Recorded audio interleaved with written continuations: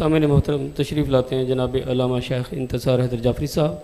یہ اعلان سماعت فرما لیں. کل بھی مجلس کا آغاز 3:30 بجے ہوگا، جس سے خطاب فرمائیں گے جناب علامہ شیخ انتصار حیدر جعفری. ذاکر اہل بیت سید سجاد حسین شماری خطاب فرمائیں گے. تمام مومنین سے شرکت کی استدعا ہے. 12 محرم کو کل 1 بجے باب العلوم میں مجلس کا آغاز ہوگا، جس سے خطاب فرمائیں گے جناب علامہ عمران عباس مظاہری صاحب، اور فرحان علی عرف علی وارث نوحہ خوانی کریں گے. تمام مومنین سے 13 محرم کو بمقام عبدالی بمقام باب العلوم 1 بجے بعد نماز مغربین مجلس کا آغاز ہوگا، جس سے خطاب فرمائیں گے عمران عباس مظاہری اور نوحہ خوانی علی وارث کریں گے. تمام مومنین سے شرکت کی استدعا ہے. کل 12 محرم کو 1 بجے عمران عباس مظاہری صاحب اور قاضی محمد عبداللہ خطاب فرمائیں گے. تمام مومنین سے شرکت کی استدعا ہے. جی باب العلوم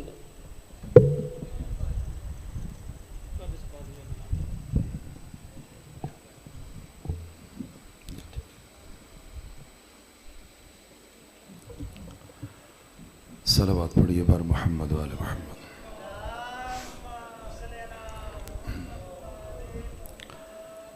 مجلس کی قبولیت کے لیے پھر بھی صلوات پڑھیے بار محمد وآل محمد.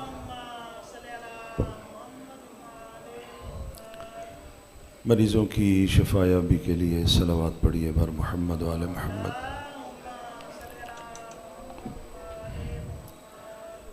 جن برادران و خواہران نے، مومنین و مومنات نے اپنی حاجات شرعیہ کے لیے مجلس سرکار ابا عبداللہ الحسین کے وسیلے سے التماس دعا کہا ہے، ان سب کی حاجات شرعیہ کی برابری کے لیے بلند تر صلوات پڑھیے بر محمد وآل محمد.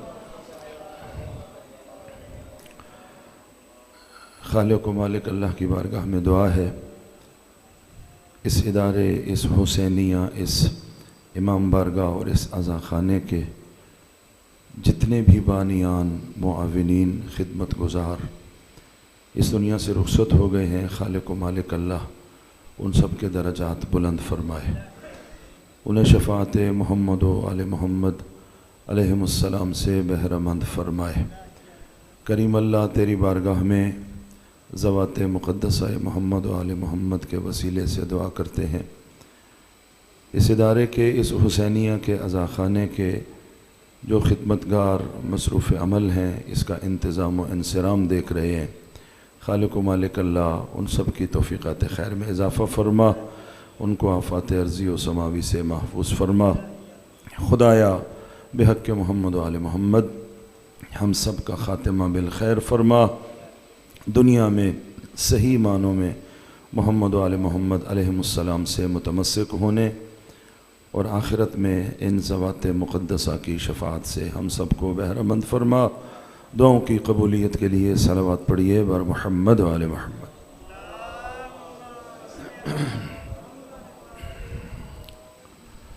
ماشاء اللہ لا حول ولا قوة الا باللہ العلی العظیم.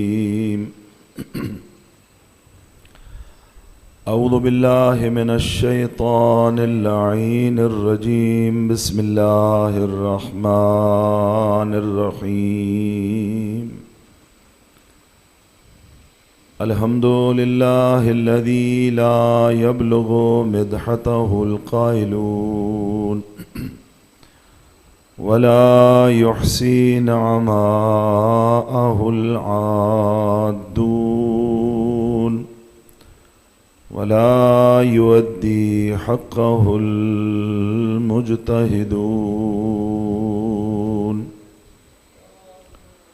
الذي لا يدركه بعد الهمم ولا يناله غوص الفطن والصلاة والسلام على خير خلقه وأشرف بريته الذي سمي في السماء بأحمد وفي الأرضين بأبي القاسم محمد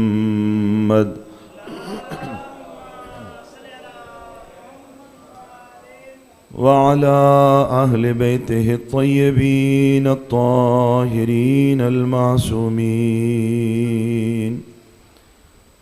المنتجبين المنتخبين المظلومين الذين أذهب الله عنهم الرجس وطهرهم تطهيرا. اللهم صل على محمد وعلى محمد. ورحمة الله على محبيهم ومواليهم ولعنة الله على أعدائهم ملعونين من يوم عداوتهم إلى قيام يوم الدين. رب اشرح لي صدري ويسر لي أمري واحلل عقدة من لساني يفقه قولي. اللهم كن لوليك الحجة ابن الحسن صلواتك عليه وعلى آبائه في هذه الساعة وفي كل ساعة وليا وحافظا وقائدا وناصرا ودليلا وعينا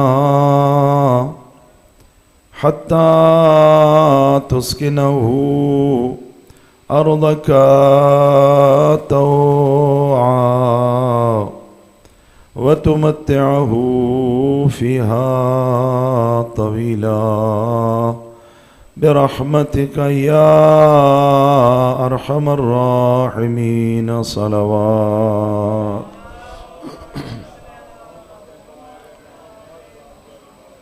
أما بعد فقد قال الحكيم في كلامه المتين وهو أصدق الصادقين. بسم الله الرحمن الرحيم. إنما وليكم الله ورسوله والذين آمنوا الذين يقيمون الصلاة ويؤتون الزكاة وهم راكعون. صلوات.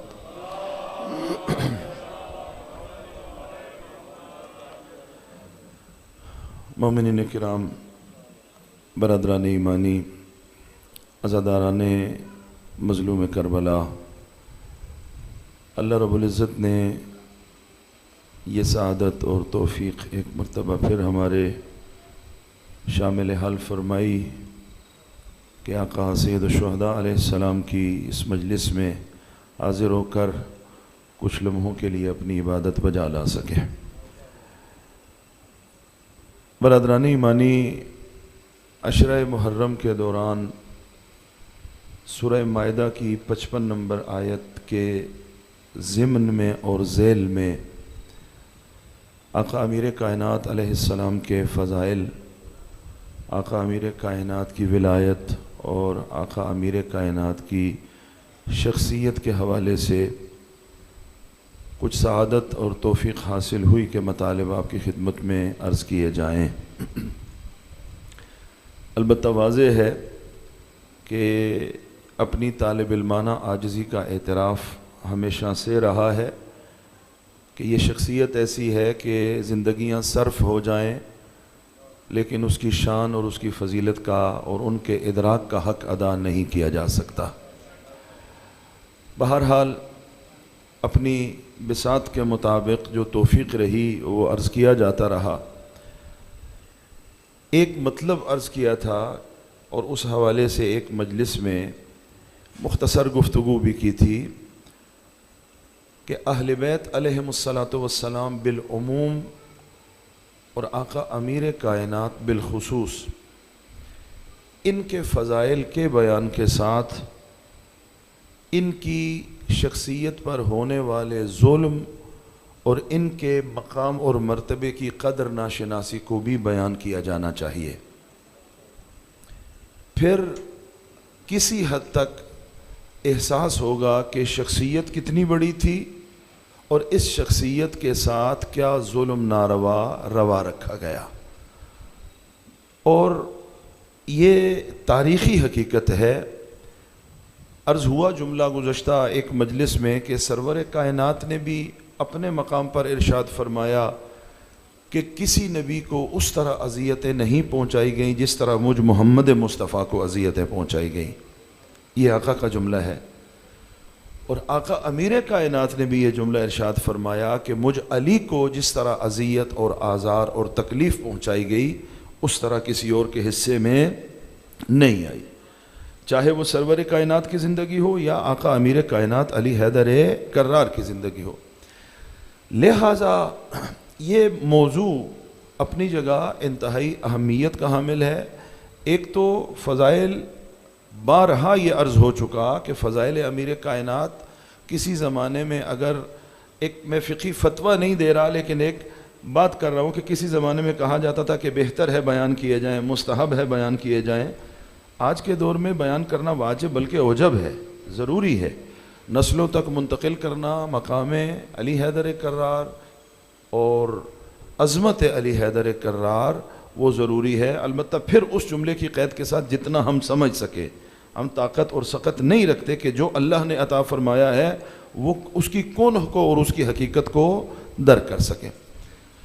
میں آج کی اس جو میری نوکری ہے معصومین کی بارگاہ میں، ایک یا دو چیزیں آپ کی خدمت میں عرض کروں گا اور کچھ شواہد کو ذکر کرنے کی کوشش کروں گا۔ واضح ہے وہ بھی تاریخ کے صفحات سے کہ آقا امیر کائنات کس قدر مظلوم واقع ہوئے اور آقا کی ذات والا صفات کی نسبت کیا ظلم روا رکھے گئے۔ ممکن ہے، البتہ یہ حصر عقلی نہیں ہے کہ عقلی طور پر یہی ہیں اور ان کے علاوہ نہیں ہیں، اور چیزیں بھی ہو سکتی ہیں۔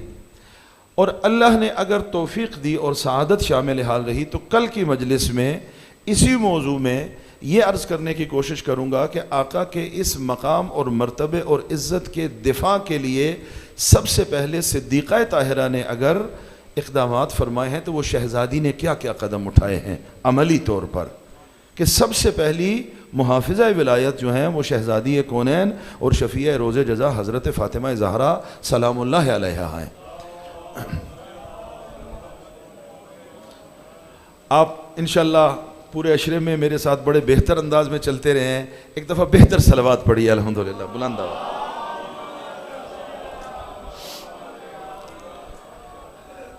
ایک چیز جو بالکل اپنی اس گفتگو کے ابتدا میں عرض کر سکتا ہوں وہ یہ ہے کہ رحلت پیغمبر کے بعد آقا کی سب سے بڑی مظلومیت، مولا امیر کائنات کی سب سے بڑی مظلومیت وہ آقا امیر کائنات کی تنہائی تھی۔ آقا امیر کائنات کو، اچھا یہ میں نے کہا لفظ تنہائی، ایک تنہائی کا معنی عرفی ہے جو ہمارے ہاں بولا جاتا ہے کہ 1 گھنٹے کے لیے تنہا ہو گیا، 2 گھنٹے کے لیے تنہا ہو گیا، اس معنی میں نہیں ہے۔ وہ فضائل آقا امیر کائنات کے ذہن میں رکھیں کہ علی کون ہے، وہ عظمت علی کے ذہن میں رکھیں کہ کیا عظمت ہے، اور وہ مقامات جو اللہ نے علی ولی کو عطا فرمائے وہ ذہن میں رکھیں، اور پھر یہ دیکھیں کہ 25 سال تک آقا امیر کائنات خانہ نشین ہے۔ اس معنی میں تنہائی کہ کیا مقام تھا، کیا مرتبہ تھا، کیا حیثیت اور کہاں پہ ہونا چاہیے تھا، لیکن وہ کہاں پر تھے، یہ تنہائی کا یہ معنی۔ یہ برادران اہل سنت کی کتاب نہج البلاغہ کی شرح ابن ابی الحدید معتزلی، بہار الانوار اور دیگر منابع میں یہ جملہ موجود ہے۔ میں بالکل تازہ مطالعہ کر کے صبح نماز صبح کے بعد بیٹھ کے مطالعہ کر کے آپ کی خدمت میں عرض کر رہا ہوں۔ ارتد الناس بعد النبی صلی اللہ علیہ وآلہ وسلم الا ثلاثہ، توجہ فرمائیں، سرور کائنات کے بعد علی اتنے مظلوم ہو گئے کہ 3 افراد کے علاوہ باقی سب نے علی کو تنہا چھوڑ دیا۔ اب آپ علی ولی کے فضائل کو بیان کریں، اشرا پورا بیان کریں، زندگیاں بیان کر دیں، لیکن یہ جملہ سمجھنے والا ہے کہ انذر عشیرتک الاقربین، سورہ شعراء کی آیت ہے، وَأَنذِرْ عَشِيرَتَكَ الْأَقْرَبِينَ۔ اے محمد اب اپنی دعوت تبلیغ کو علنی کر دیں، اپنی دعوت تبلیغ کو آشکار کر دیں، اب پیغام کو پھیلائیں۔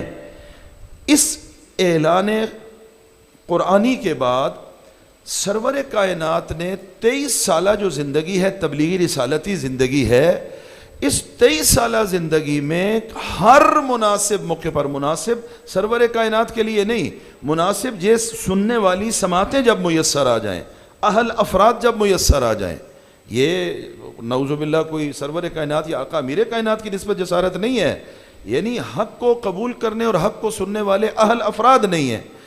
23 سالہ زندگی میں سرور کائنات حضرت محمد مصطفیٰ صلی اللہ علیہ وسلم نے اس آیت کے نزول کے بعد ایک کام جو بڑے اہتمام سے فرمایا ہے، وہ علی ولی کے فضائل کا بیان ہے۔ 23 سال تک مسلسل یہ کام کرتے رہے، آقا امیر کائنات کے فضائل کو بیان فرماتے رہے۔ یہ علی ابن ابی طالب ہے۔ اب اس بات کو آپ کھولیں، اس کے شواہد تلاش کریں، اس کے واقعات تلاش کریں، ان کو بیان فرمائیں کہ اس 23 سال میں کیا کیا ہوا اور سرور کائنات نے کہاں کہاں علی کی فضیلت بیان کی۔ اچھا یہ جملہ ناقص ہے، کہاں کہاں بیان کی، یہ ناقص جملہ ہے۔ یہ ہونا چاہیے کہ کہاں موقع مناسب تھا، سماعتیں میسر تھیں، نفیس سماعتیں میسر تھیں، کہاں پیغمبر نے بیان نہیں فرمایا۔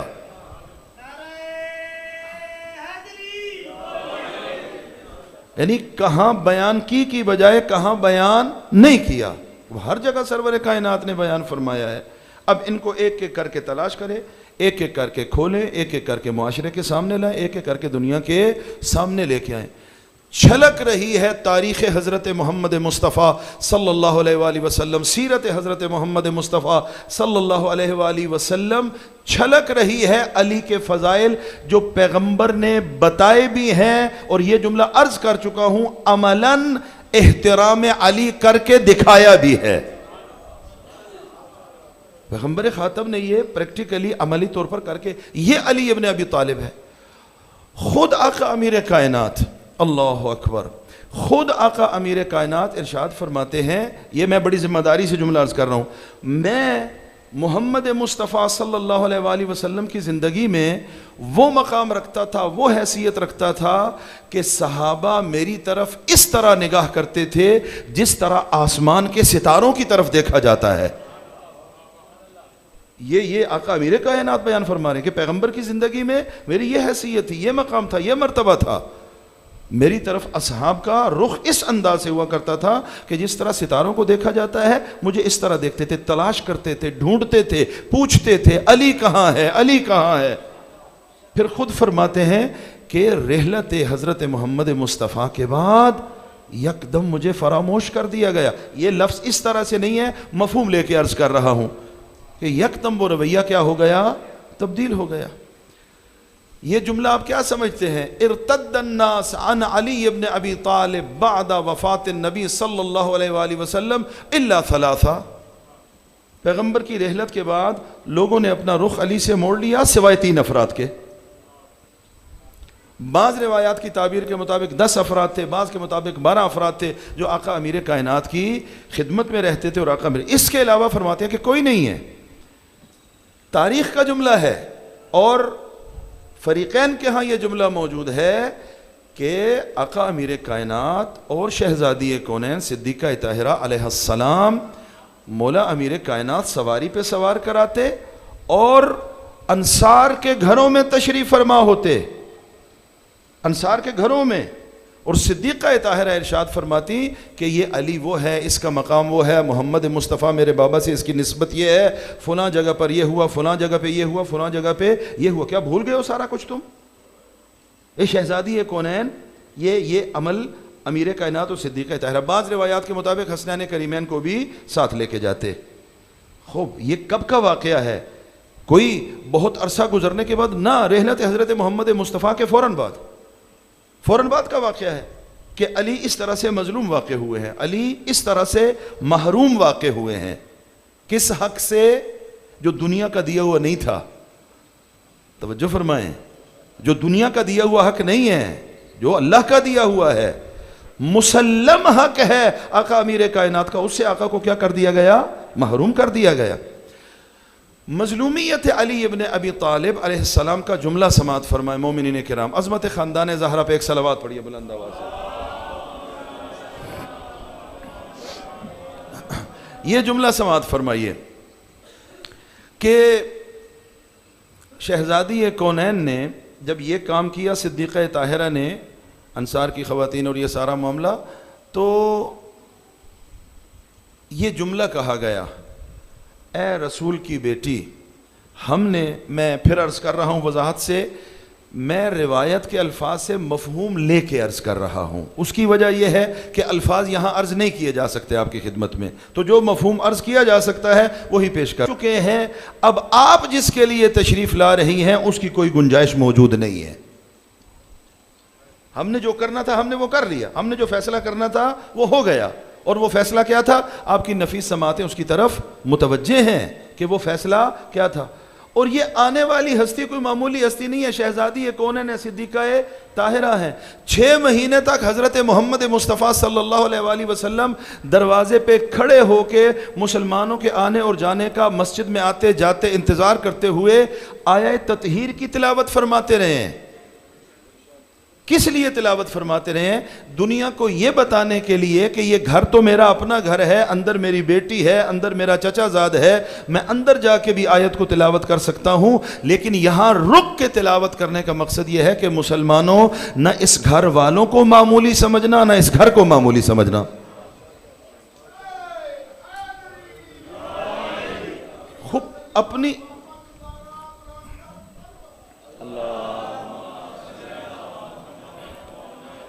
اپنی عملی سیرت سے سرور کائنات یہ بیان فرما رہے ہیں، تبیین کر رہے ہیں، مسلسل بار بار، ایک مرتبہ نہیں بلکہ بار بار یہ کام کر رہے ہیں۔ آپ توجہ فرمائیں، میں بڑی مشکل سے آج جب صبح مقتل کا اور تاریخ کا مطالعہ کر رہا تھا، میں خدا کو گواہ بنا کے کہتا ہوں کہ مشکل سے میں ضبط کر کے بیٹھا ہوا تھا، اور یہ لمبی چوڑی بات نہیں ہے کہ بہت فاصلہ گزرا ہو۔ کچھ ہی مدت کے بعد ماجرا کیا ہوا کہ آپ کے اور میرے آقا و مولا حضرت امیر کائنات کو لینے کے لیے آ گئے اور ایک خواہش کا اظہار کیا۔ توجہ فرما رہے ہیں؟ علی ولی سے ایک خواہش کا اظہار کیا۔ آقا امیر کائنات نے کہا کہ یہ نہیں ہو سکتا، یہ کام نہیں ہو سکتا۔ کہا یہ کام کرنا پڑے گا۔ کہا اگر یہ نہ کروں تو کیا ہوگا؟ جواب میں کہتے ہیں کہ ہم تیری گردن اڑا دیں گے، ہم تیری گردن تن سے جدا کر دیں گے۔ آقا امیر کائنات نے فرمایا اگر تم یہ کام کرو گے تو کائنات کے سب سے نیک انسان عبداللہ اور رسول کے بھائی کا خون تمہاری گردنوں پر آئے گا۔ یہ جملہ تاریخ کا حصہ ہے۔ کہا جہاں تک بات ہے عبد خدا ہونے کی اسے تو ہم مانتے ہیں، لیکن تیرا رسول کا بھائی ہونا ہمیں قبول نہیں ہے۔ تیرا رسول کا بھائی ہونا اس کو ہم قبول نہیں کرتے۔ پاک پیغمبر صلوات اللہ وسلامہ علیہ نے دعوت ذوالعشیر سے لے کر ہر مناسب موقع جو ان کے حساب سے مناسب تھا، مباہلہ عرض کیا آپ کی خدمت میں، عشرے میں مباہلہ پڑا نہیں ہے، لیکن روایت میں معصوم سے پوچھا گیا کہ آقا امیر کائنات کی سب سے بڑی فضیلت آپ کی نگاہ میں کیا ہے؟ معصوم سے پوچھا گیا آپ کے خیال میں علی کی سب سے بڑی فضیلت کیا ہے؟ کہا آیہ مباہلہ۔ آیہ مباہلہ علی ولی کی سب سے بڑی فضیلت ہے۔ پوچھا گیا کیوں؟ کہا اس لیے کہ یہاں پر اللہ نے قرآن میں علی کو نفس مصطفیٰ کہا ہے۔ اللہ نے قرآن میں نفس مصطفیٰ کہا ہے، نفس کی جگہ پر کسی اور کو نہیں لے کے گئے۔ نساءنا کی جگہ پر صدیقہ طاہرہ تشریف فرما ہوئی، ابنا کی جگہ پر حسنین کریمین تشریف فرما ہوئے، اور انفسنا کی جگہ پر صرف آقا امیر کائنات علی ابن ابی طالب علیہ افضل التحیت وثنا تشریف فرما ہوئے۔ تو سب سے بڑی فضیلت جو معصومین کے کلام میں بھی ملتی ہے اور حقیقت بھی یہی ہے، حضرت علی حیدر کرار کا نفس ہونا۔ مواخات فرمائی، مکہ میں ہو یا مدینہ میں، اپنا بھائی کسی اور کو نہیں بنایا، علی حیدر کرار کو بنایا۔ خوب یہ وہ چیزیں ہیں کہ جو تاریخ مصطفی اور سیرت مصطفیٰ صلی اللہ علیہ وآلہ وسلم میں ثابت ہیں، اس میں کوئی دو رائے نہیں ہے۔ کہا کہ عبد خدا ہونے کی جہاں تک آپ بات کر رہے ہیں، عبد خدا ہونے کو ہم مان لیتے ہیں، لیکن رسول کا بھائی ہونا ہمارے لیے قبول نہیں ہے۔ یہ مظلومیت ہے علی ابن ابی طالب کی، اور کیا مظلومیت ہے، اور یہ کوئی پاک پیغمبر کی رحلت کے بہت لمبے عرصے بعد کی بات نہیں ہے، ہاں ابھی فوراً پاک پیغمبر کے کچھ ہی عرصے کے بعد یہ ماجرا شروع ہو گیا۔ صلوات پڑھیے خاندان زہرا کی عظمتوں پر۔ ایک بہتر صلوات پڑھیں بلند آواز سے۔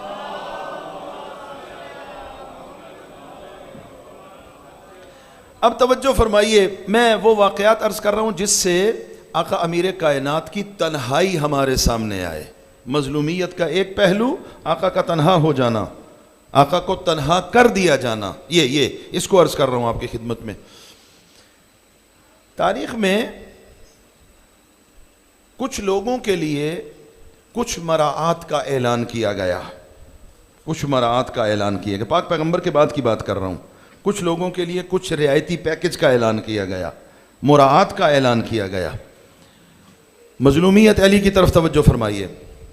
اچھا وہ کیا پیکج تھا؟ مثال کے طور پہ کہا گیا کہ جس کا جتنا سرمایہ ہے اس میں ذاتی سرمایہ، اس میں سے آدھا سرمایہ جو ہے وہ ہم لے رہے ہیں، کسی بھی وجہ سے وہ آدھا سرمایہ ہم لے لیں گے، وہ ہم نے لینا ہے۔ اس دوران ایک شخصیت ایسی تھی کہ جس سے سرمایہ نہیں لیا گیا، چھوڑ دیا گیا۔ جناب ابن عباس آقا امیر کائنات علی حیدر کرار علیہ السلام کی خدمت میں تشریف فرما ہوئے، مظلومیت علی عرض کر رہا ہوں، تشریف فرما ہوئے، کہا یا امیر المومنین، یہ جو فلاں شخص سے یہ اس کے لیے جو پیکج کا اعلان کیا گیا، خصوصی پیکج، اس کا سبب کیا ہے؟ مظلومیت یہ ہے۔ آقا امیر کائنات نے جواب دینے سے پہلے محفل میں غور سے دیکھا، ساری محفل پہ نگاہ دوڑائی۔ کیوں نگاہ دوڑائی؟ سبب کیا ہے؟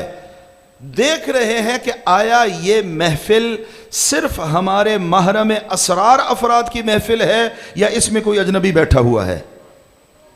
نہیں، بات منتقل نہیں ہوئی۔ یعنی علی جیسی حجت خدا بھی اتنی تنہائی کا شکار کر دی گئی ہے کہ اپنے دل کی بات کرنے کے لیے علی ابن ابی طالب پہلے محفل کا جائزہ لے رہے ہیں، پہلی محفل کا جائزہ کہ وہاں پر موجود ہے۔ دیکھا کہ جب محارم کا مجمع ہے اور وہی ہے کہ جو آقا امیر کائنات کے عقیدت مند ہیں اور ارادت مند ہیں، اس وقت آقا امیر کائنات نے فرمایا آپ نے جو سوال پوچھا ہے کہ ان کو یہ پیکج کیوں دیا گیا، اس کا سبب یہ ہے کہ یہ وہ افراد ہیں جنہوں نے شہزادی کونین پر ظلم کیا تھا۔ صدیقہ طاہرہ سلام اللہ علیہا پر ظلم کرنے والوں کو پیکج کا اعلان کیا گیا باقاعدہ۔ اور یہ کس کی مظلومیت ہے؟ یہ آقا امیر کائنات کی تنہائی ہے، یہ آقا امیر کائنات کی مظلومیت ہے۔ اور ایک مرتبہ نہیں، دسیوں مرتبہ، ایک مورد میں نہیں، دسیوں بیسیوں، شاید اس سے بھی زیادہ موارد میں خود آقا امیر کائنات علی ابن ابی طالب نے ان چیزوں کو بیان فرمایا ہے، بس ایک چیز جو مظلومیت مولا الموحدین امام المتقین حضرت امیر کائنات علی ابن ابی طالب کی زندگی کے حوالے سے اور نورانی سیرت کے حوالے سے ہم یہاں بیان کر سکتے ہیں، وہ آقا کا تنہا کر دیا جانا ہے۔ اور کتنا عرصہ؟ 25 سال تک آقا تنہا رہے۔ دوسری چیز جو یہاں پر بیان کی گئی اور علماء نے لکھی، متعدد چیزیں ہیں، توجہ فرمائیں کہ آقا امیر کائنات کو، یہ جملہ میں نے اپنی عشرے کی گفتگو میں عرض کیا ہے لیکن اس عنوان سے عرض نہیں کیا۔ آقا امیر کائنات، ہم نے یہ عرض کیا تھا کہ آقا امیر کائنات کو باقی اصحاب میں سے ایک صحابی کی حیثیت نہ دی جائے۔ آقا امیر کائنات کا معاملہ باقی اصحاب کی طرح کا معاملہ نہیں ہے، یعنی یہ جملہ نہ کہا جائے کہ باقی اصحاب میں سے ایک صحابی، نہ ایسا نہیں ہے۔ آقا امیر کائنات باقی اصحاب کی طرح کے ایک صحابی نہیں ہے۔ آقا کا مقام جدا ہے، آقا کی حیثیت جدا ہے، آقا کی عظمتیں جدا ہیں، اور یہ ہم نے بیان نہیں فرمایا، یہ پاک پیغمبر کے فرامین کی روشنی میں جملہ عرض کیا جا رہا ہے۔ پاک پیغمبر نے فرمایا، جب پوچھا گیا کہ اصحاب کا تعارف کروائیے تو پیغمبر نے اصحاب کا تعارف کرایا، کہا کہ علی کا ذکر نہیں کیا۔ پاک پیغمبر نے فرمایا تم نے صحابہ کا پوچھا، میں نے صحابہ کا بتا دیا، میری نفس و جان کا سوال کرو گے تب جا کر میں علی کی فضیلتیں بیان کروں گا۔ علی کا مقام، علی کا معاملہ، علی کی حیثیت، علی کی شان، علی کی فضیلت، علی کی عزت، علی کا شرف باقی اصحاب سے قابل مقایسہ نہیں ہے، نہ باقی اصحاب علی ولی سے قابل تقابل ہے۔ یہ ایک ہے۔ اب ذرا سماعت فرمائیے مسئلہ کیا ہے۔ آقا امیر کائنات کو ظاہری خلافت ملی، ظاہری خلافت ملی، خوب کب ملی؟ کب ملی؟ کتنے عرصے بعد ملی؟ وہ سارا اپنی جگہ پر ہے، لیکن کہا کیا گیا؟ کہا گیا کہ اب آقا امیر کائنات علی ابن ابی طالب باقی افراد کی طرح کے ایک فرد ہیں، یہی کہا گیا نا۔ خوب یہ سب سے بڑی مظلومیت ہے علی کی۔ کیا جس وقت ظاہری خلافت آقا امیر کائنات کو دی گئی، میں ظاہری کا لفظ بڑی ذمہ داری سے عرض کر رہا ہوں، ظاہری خلافت آقا کو دی گئی۔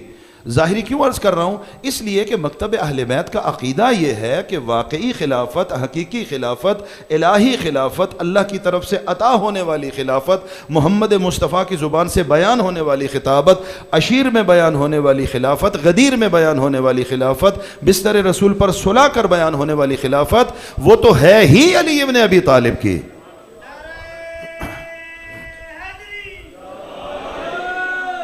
وہ تو آقا کا حق ہے، اس میں تو کوئی بحث ہی نہیں ہے۔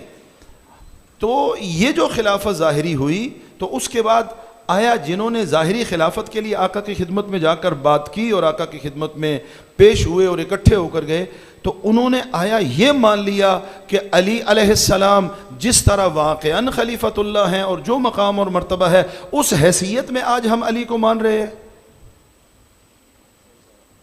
توجہ فرمائیں، یعنی جب ظاہری خلافت آقا کو عطا ہوئی تو آیا یہ مان لیا گیا کہ جو حقیقی واقعی مقام ہے، جس طرح میں اور آپ مانتے ہیں اس طرح مانا گیا، یا نہ اس طرح نہیں مانا گیا، بلکہ یہ کہا گیا یہ خلافت راشدہ میں سے 3 شخصیات پہلے ہیں اصحاب کرام اور یہ 4تھی شخصیت ہے۔ اچھا، اس صورت میں آپ سے پوچھتا ہوں، کیا آقا کا جو واقعی حق ہے وہ آقا کو مل گیا ہے؟ اور یہ تو تقابل کیا جا رہا ہے، یہ تقابل کیا جا رہا ہے آقا کے اس ظاہری اور باطنی خلافت سے چشم پوشی کر کے۔ ہمارا عقیدہ یہ ہے کہ آقا اس طرح سے ان کا مقام اور مرتبہ نہیں ہے، ان کی حیثیت نہیں ہے۔ مظلومیت کا اندازہ یہاں سے لگائیے، یہ اسی کہ آقا کو وہ جائز مقام، جائز کی تعبیر سے بھی سوء تفاہم نہ ہو جائے، باطنی اور واقعی خلافت تو ہے ہی آقا امیر کائنات کی، یہ ظاہری خلافت کی ساری بات ہو رہی ہے۔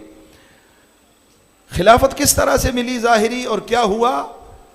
جب آقا نے مولا امام حسن مجتبیٰ سے فرمایا کہ جا کر ان کو کہہ دو کہ یہ کام عہد نبوی میں نہیں تھے، رسالت مآب صلی اللہ علیہ وآلہ وسلم نے نہیں کیے، اور یہ کام ہو رہے ہیں، علی فرما رہے ہیں کہ ان کاموں کو ختم کر دو۔ مظلومیت علی ابن ابی طالب ہے، علی فرما رہے ہیں کہ ان کاموں کو ختم کرو، انکار کر دیا۔ خوب کیا تسلیم کیا ہے علی کو آپ نے اگر علی کو مانا ہے، علی کو قبول کیا ہے، تو کیا مانا ہے؟ علی اپنے دستور میں فرما رہے ہیں کہ یہ کام نہیں ہو سکتا۔ نعرہ لگ گیا مسجد میں، واہ فلانا واہ فلانا واہ فلانا، فلاں کی سیرت کو چھوڑا جا رہا ہے، فلاں مظلوم ہو رہا ہے، فلاں مظلوم ہو رہا ہے، دین خدا مظلوم ہو رہا ہے، اور علی ناصر دین بن کر آ رہا ہے، علی کی بات کو نہیں مانا جا رہا، علی ولی کی بات کو نہیں مانا جا رہا۔ اور اس موقع پر آقا حسن مجتبیٰ سے سرکار امیر کائنات نے فرمایا، جاؤ میرے بیٹے حسن، ان کو کہہ دو جو کرتے ہو کرو۔ اس کا مطلب یہ ہے، میں اپنے لفظوں میں عرض کر رہا ہوں کہ میں نے تمہیں بتا دیا، میں نے تمہیں وظیفہ اور ذمہ داری تمہاری بتا دی، میں نے حکم الہی تم تک پہنچا دیا، اب جو کرو گے اس کے ذمہ دار تم خود ہو۔ ولی خدا نے، حجت خدا نے تمہارے سامنے تمہاری حقیقت کو، تمہاری ذمہ داری کو، تمہارے وظیفے کو رکھ دیا ہے، اگر مان لیتے تو اس میں تمہاری بھلائی تھی۔ مسجد میں نعرہ بلند ہو گیا کہ فلاں کی سیرت کو، فلاں کی سنت کو پامال کیا جا رہا ہے۔ اور اس جملے کا مفہوم کیا ہے؟ پامال کیا جا رہا ہے، چھوڑا جا رہا ہے۔ کون چھوڑ رہا ہے؟ کون چھوڑ رہا ہے؟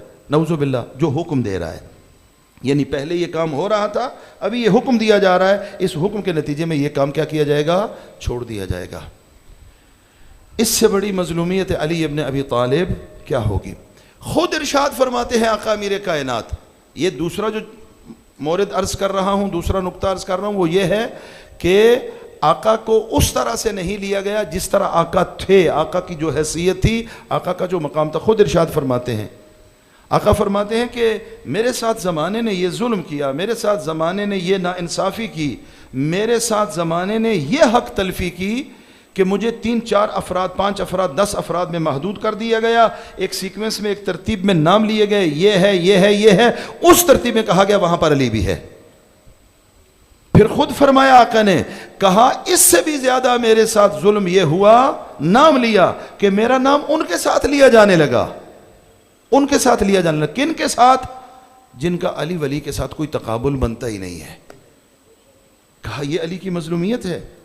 اس کے بعد اپنے شیعوں کو، اپنے چاہنے والوں کو، اپنے غلاموں کو، اپنے نوکروں کو، غلاموں کو جو تھوڑے بہت تھے، 10 تھے 12 تھے، خطبات نہج البلاغہ میں بعد کے زمانوں میں آقا علی ولی خود ارشاد فرما رہے ہیں اور اپنی مظلومیت کو بیان کر رہے ہیں کہ میں تمہیں بلاتا ہوں، تم میری مدد کو نہیں آتے. یہ بعد کے زمانے کی بات ہے، رحلت پیغمبر کے فوراً بعد کا مرحلہ نہیں ہے.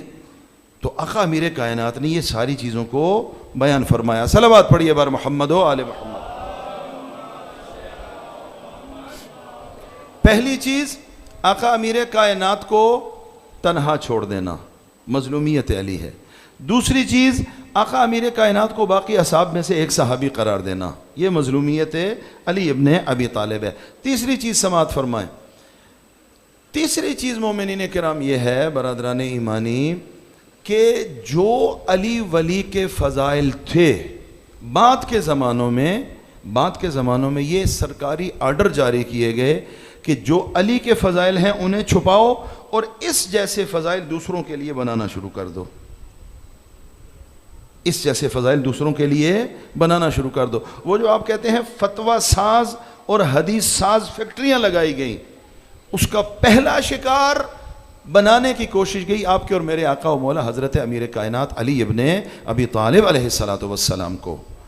اگرچہ کامیابی نہ ہوئی، وہ وعدہ الہی ہے، وہ وعدہ الہی ہے، کامیاب نہ ہوئے، ناکام ہوئے. اور علی ولی کی فضیلتیں پہلے بھی اور پہلے سے بڑھ کر ہر گزرتے دن کے ساتھ دنیا کے سامنے آ رہی ہیں، لیکن یہ کام کیا گیا، یہ کام. اب یہاں پر تاریخ میں کچھ خطوط کا ذکر ملتا ہے، خط لکھے گئے. خط کس کی طرف لکھے گئے؟ تاریخ کی ثابت شدہ حقیقت ہے. ان خطوں میں یہ بیان کیا گیا، ایک چیز جو لکھی گئی ان خطوط میں، ایک چیز کہا گیا کہ جو علی کی محبت کا دعویٰ کرے اس کی شہریت منسوخ کر دو. یہ اس ریاست کا، اس ملک کا شہری نہیں ہے، اسے ختم کر دو، یہ ہماری ریاست کا شہری نہیں ہے. اس کا معنی سمجھتے ہیں؟ ریاست کا شہری نہیں ہے. خوب، ریاست کا شہری نہیں ہے یعنی کوئی ریاستی فائدہ نہیں اٹھا سکتا، ریاست کے جو اس کے حقوق ہیں وہ حق کوئی بھی نہیں رکھتا. پھر اگلی بات کی گئی کہ اگر کہیں پر جھگڑا ہو جائے اور اس کی کہ جو علی کی محبت کا دم بھرتا ہے گواہی کی ضرورت پڑے تو سرکاری طور پر اس کی گواہی کو قبول نہ کرو، عدالت میں اس کی گواہی کو نہیں مانا جائے گا. اس کا جرم کیا ہے؟ یہ علی ابن ابی طالب کی ولایت و محبت و مودت کا دم بھرنے والا ہے. اور یہ آفیشل سرکاری طور پر حکم نامہ جاری ہوا، اس کے ریاستی حقوق ختم کر دو، اس کے شہری حقوق ختم کر دو اور اس کی گواہی کو بھی سرے سے قبول نہ کرو. لیکن کیا ہوا؟ اس کے بعد دنیا رک گئی علی ولی کی ولایت کا اعتراف کرنے اور اقرار کرنے اور علی ولی کی ولایت کا نعرہ لگانے سے. نہ ختم ہوا ہے یہ معاملہ علی کی محبت کا اور نہ ختم ہوگا، یہ ختم ہونے والا. یہ ایک جملہ میں طالب علمانہ عرض کر دوں، اس لیے کہ یہ بندوں کے ہاتھ میں نہیں ہے. یہ علی کی محبت اور مودت کا معاملہ بندوں کے ہاتھ میں نہیں ہے.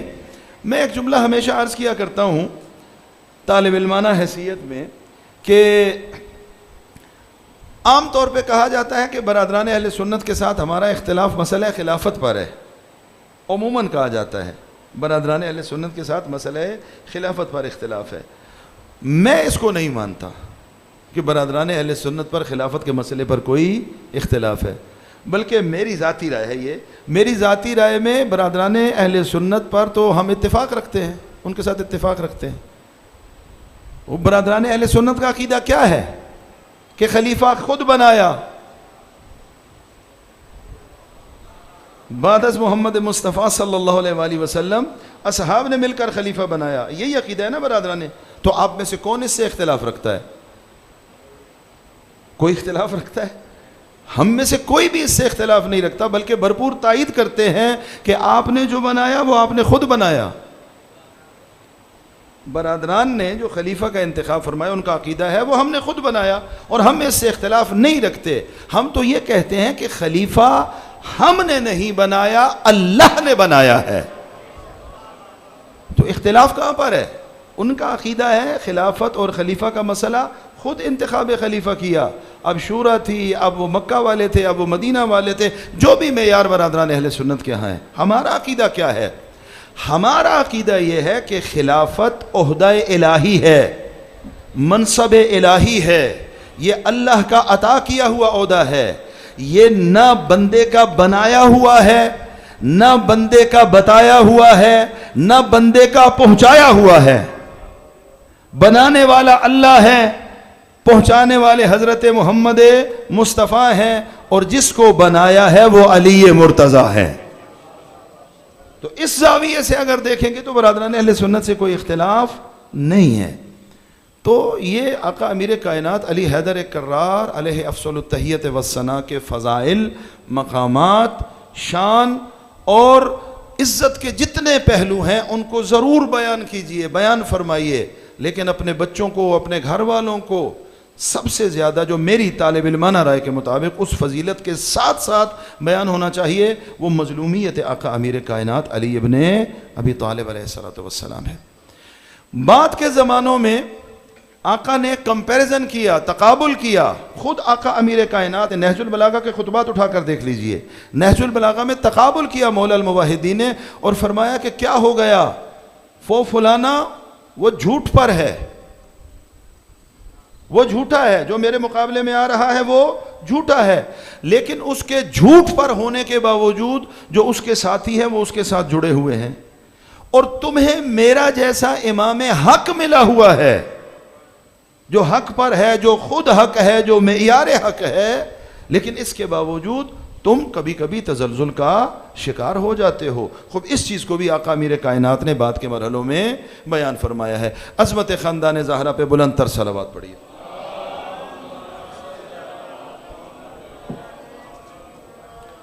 لہذا آج کے اس ہمارے بیان کا اور آج کی اس گفتگو کا خلاصہ یہ ہوا کہ آقا امیر کائنات کی مظلومیت کی کئی جہات ہیں، اور ان جہات کو ہمارے سامنے آنا چاہیے اور ان کو بیان ہونا چاہیے.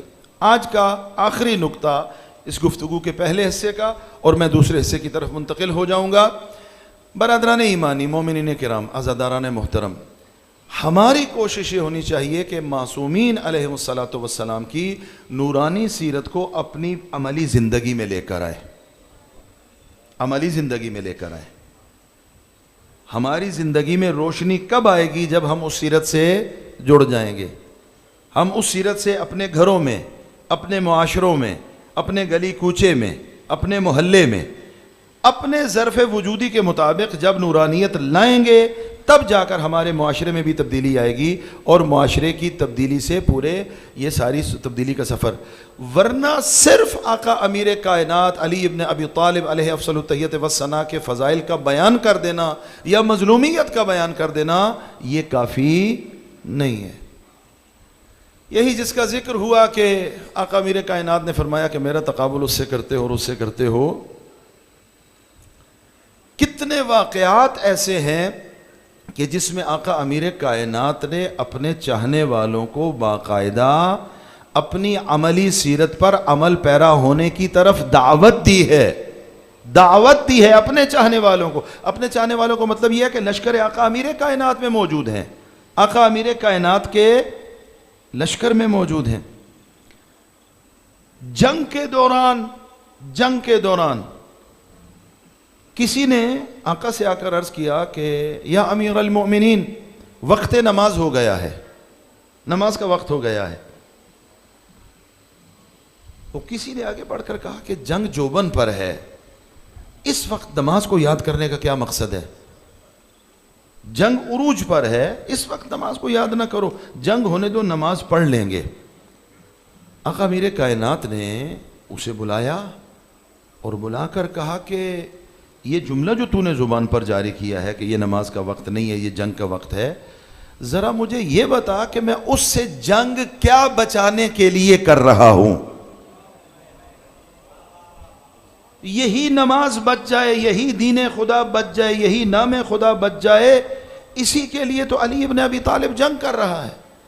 और अगर कि अली की ज़िंदगी से और अली की जंगों से इस मकसदियत को नऊज़ु बिल्लाह कोई कहे कि इसकी ज़रूरत नहीं है, आका मेरे कायनात ने फरमाया मेरा मकसद ही यही है।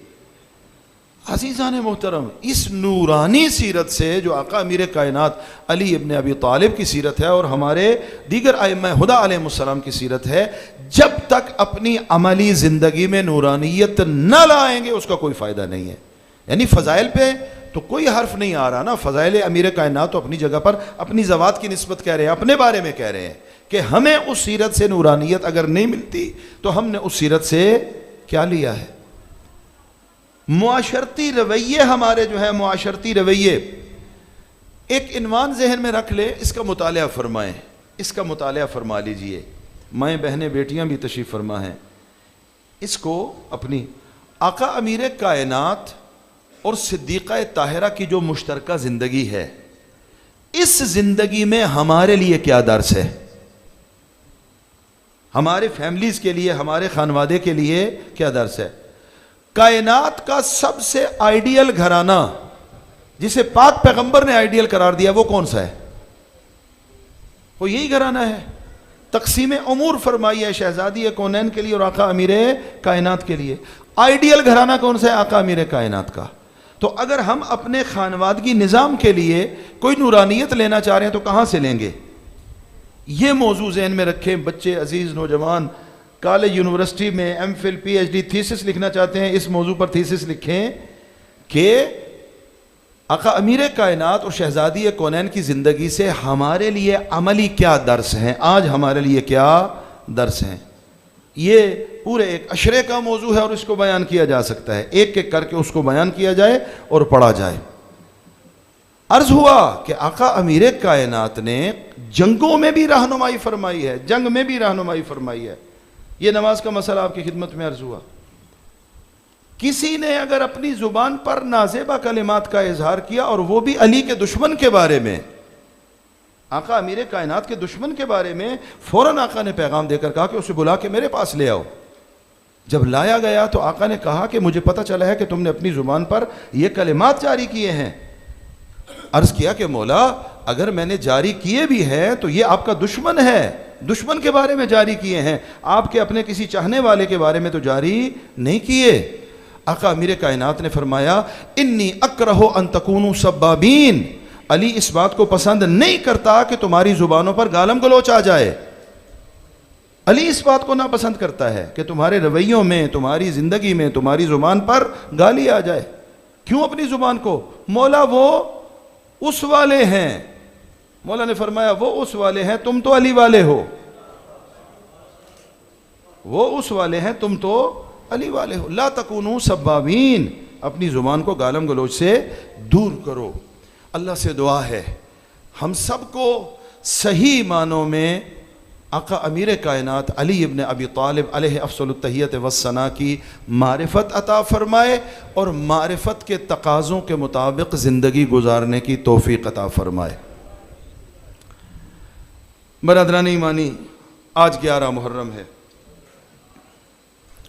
और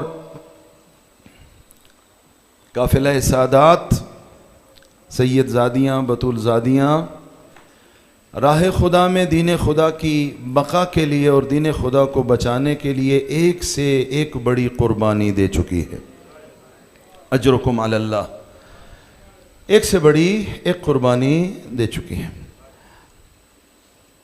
आका सैयद सज्जाद का وہ سوال جب کسی نے پوچھا تھا کہ مولا آپ کے لیے سب سے بڑا مشکل مرحلہ کون سا تھا، سب سے بڑا مشکل مرحلہ کون سا تھا؟ آقا نے جواب میں فرمایا تھا الشام الشام الشام، شام میرے لیے سب سے بڑی مصیبت تھی۔ کیوں سب سے بڑی مصیبت تھی؟ آقا سید سجاد سے واقع مدینہ تشریف آوری کے بعد پوچھا گیا کہ فرزند پیغمبر جب حضرت مسلم ابن عقیل کو دربار کوفہ میں لایا گیا تھا، ہم اس وقت دربار میں موجود تھے، ہم دربار میں تھے اور ہم حضرت مسلم کو دیکھ رہے تھے کہ زخمی تھے لیکن ظالم کی آنکھوں میں آنکھیں ڈال کر بات کر رہے تھے، سینہ تنا ہوا تھا لیکن گھبراہٹ نہ تھی، چہرے پہ کوئی پریشانی نہ تھی، اور بالکل آقا ہم اس وقت بھی اس دربار میں تھے جب آپ کو قیدی بنا کے لایا گیا تھا آقا، لیکن دونوں مرحلوں میں ہمیں فرق نظر آیا۔ حضرت مسلم ابن عقیل کا جو مقام بھی ہو جائے آقا آپ امام وقت ہیں، آپ حجت خدا ہیں، حضرت مسلم ابن عقیل تمام تر عظمتوں کے باوجود آپ کی عظمتوں کو نہیں پہنچ سکتے۔ ان کا سر بلند تھا، آپ کا سر جھکا ہوا تھا۔ مولا اس کا سبب کیا تھا؟ آقا سید سجاد نے فرمایا سوال کرنے والے تو نے انصاف نہیں کیا، تو نے انصاف نہیں کیا۔ جب مسلم ابن عقیل تشریف فرما ہوئے تھے مسلم تنہا تھے، مسلم اکیلے تھے، لیکن جب سید سجاد کو قیدی بنا کے لایا گیا، رسول کی بیٹیاں زینب و ام کلثوم، زینب و ام کلثوم کس انداز میں قیدی بنا کے لائی گئیں۔ سید سجاد سر نہ جھکاتا تو کیا کرتا، بلکہ بعض ارباب مقاتل نے یہ لکھا کہ سید سجاد نے وہاں یہ اعلان فرمایا جب پتہ چلا کہ وہاں کوئی شیعہ علی ابن ابی طالب دربار میں موجود ہے اور وہ بات کرنا چاہتا ہے، تو سید سجاد نے نام لے کر کہا اپنی آواز کو بلند نہ کرنا، اپنی آواز کو اونچا نہ کرنا، اس دربار میں تو صرف سجاد کو دیکھ رہا ہے لیکن اس میں زینب و ام کلثوم بھی رسن بستہ موجود۔ اجرکم اللہ، اجرکم اللہ۔ بس عزادارو زحمت تمام کر رہا ہوں، یہ سید سجاد کی زبان سے آپ نے جملہ سنا، اب آئیے اس عقیلہ بنی ہاشم کی زبان سے جملہ عرض کرتا ہوں۔ دربار ہے یزید لعین کا، دربار ہے شرابی کا، اور دربار کا منظر کیا ہے عزادارو؟ شرابی بیٹھے ہیں، بے حیا بیٹھے ہیں، بے غیرت بیٹھے ہیں، اور رسول کی بیٹی پردہ دار تو نہ تھی، اللہ جانے کس کیفیت میں پردہ لٹا کے بی بی وہاں پر پہنچی ہے، رسن بستہ پہنچی ہے، عظمتوں والی بی بی، عفت مآب بی بی، عصمت مآب بی بی، چادر تطہیر کی وارث بی بی، کنیزوں کے جھرمٹ میں چھپ رہی ہے، کنیزوں کا سہارا لے رہی ہے۔ وہ بے حیا سوال کرتا ہے یہ بی بی جو کنیزوں کے پیچھے چھپ رہی ہے یہ کون ہے؟ یہ بی بی جو چھپ رہی ہے یہ کون ہے؟ اللہ جانے کس طرح زینب کبریٰ نے برداشت کیا ہوگا، اللہ جانے کیسے زینب کبریٰ نے۔ مقاتل کے ارباب یہ نے لکھا کہ کہا کہ میں اس بی بی سے بات کرنا چاہتا ہوں۔